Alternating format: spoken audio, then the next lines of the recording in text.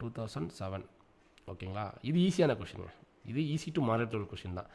நமக்கு தெரியும்ல, gain கேயை fine பண்ணால் நம்ம என்ன பண்ணுவோம்? Modulus condition g of s h of s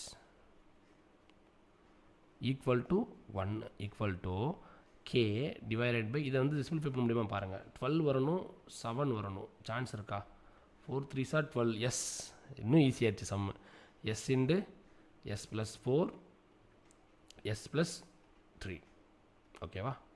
இதை மாடுலஸ்க்குள்ளே போட்டால் எஸ் அவங்க கொடுத்துட்டாங்க. என்ன எஸ் ஈக்குவல் என்ன?